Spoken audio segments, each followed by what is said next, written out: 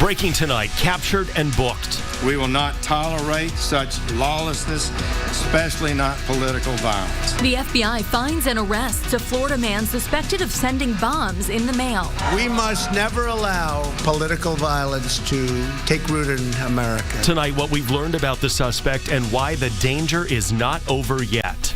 Plus, a KETV Newswatch 7 exclusive. There is anger, I think, and because people feel that their trust has been lessened. The interview with the Archbishop you'll see only on 7. How he plans to move forward after removing a priest from one of the city's largest parishes. Live from Omaha's news leader, KETV Newswatch 7 at 5 starts with breaking news. A suspect is in the custody of the FBI. We start tonight with your first look at the 56-year-old man suspected of sending more than a dozen package bombs to prominent Democrats and people critical of President Trump. As we come on the air tonight, we're uncovering new information about the Florida man the FBI took down this morning. Agents say Cesar Sayoc has a lengthy criminal history, arrested 8 times in Florida alone. He was on probation in 2002 for making a bomb threat, and the Department of Justice says his social media accounts are filled with right-wing rants and aggressive attacks on liberals. Tonight, KETV Newswatch 7's Jared Hill explains how he was caught and why the danger might not be over. Alexandra and David, today we learned that the FBI used fingerprints as well as DNA evidence to track down the man believed to have mailed pipe bombs to a number of prominent Democrats. Law enforcement has apprehended the suspect and taken him into custody. Friday morning, a break in nearly a week of terror. 56-year-old Cesar Sayoc arrested this morning in Plantation, Florida. This was a nationwide investigation of enormous scope and of the greatest importance. The man accused of mailing more than a dozen pipe bombs to prominent Democrats and CNN could face up to 58 years in prison on 5 federal charges. While the bombs never detonated, FBI Director Chris Wray says that the potential danger was very real. Each device consisted of roughly 6 inches of PVC pipe, a small clock, a battery, some wiring, and what is known as energetic material. Today, law enforcement in tactical gear swarmed and hauled off this white van covered in political stickers found outside of the business where Sayoc was arrested. While investigators haven't commented on a motive, the criminal complaint references political posts on his social media account, critical of some of the package recipients. Officials today warning that the threat, though, may not be over. There might be more packages out there, so everyone still needs to take caution. And today alone, we learned that 3 new suspicious packages were intercepted. These sent to New Jersey Senator Cory Booker, as well as California Senator Kamala Harris, and former National Intelligence Director James Clapper. I'm Jared Hill, KETV Newswatch 7.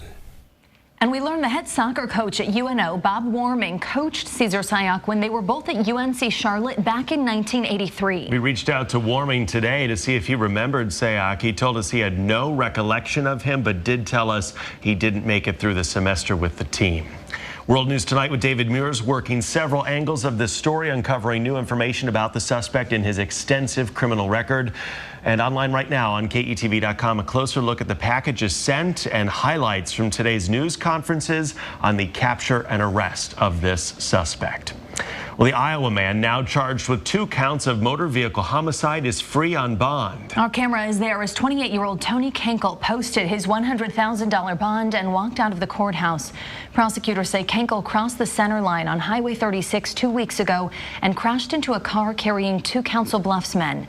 21-year-old Joshua Daniels died at the scene. Thomas Grease, also 21, died earlier this week.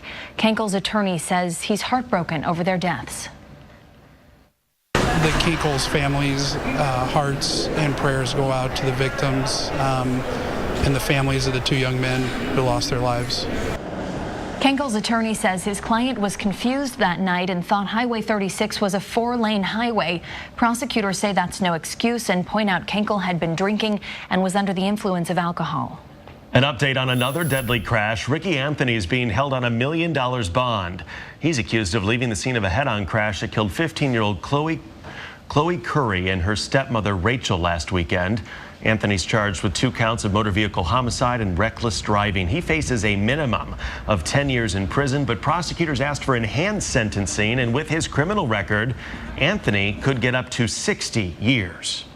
Well, new at 5, we're following up on that marathon meeting last night at St. Wenceslas. The church admitting it made several mistakes when it assigned a priest with a record of sexual assault to the parish. Tonight, the Archdiocese says church members are still feeling angry, betrayed, and confused. KETV News Watch 7 was the only station to talk with the Archbishop, and Michelle Bandura is live with his comments in this exclusive story. Alexandra and David, Archbishop George Lucas apologized to the parishioners, admitted to making mistakes when bringing on Father Francis Neely, and not fully disclosing the priest's past indiscretions with an 18-year-old man at another church. Lucas promised changes in the Catholic Church. A time of reflection, confession, and forgiveness in the Catholic Church. It's clear that the parish is hurting. That's why Archbishop George Lucas personally met with more than 1,000 parishioners of St. Wenceslas Church. They packed into the sanctuary Thursday night for 4 hours. These members of the Catholic faith wanted answers on the handling of Father Francis Neely.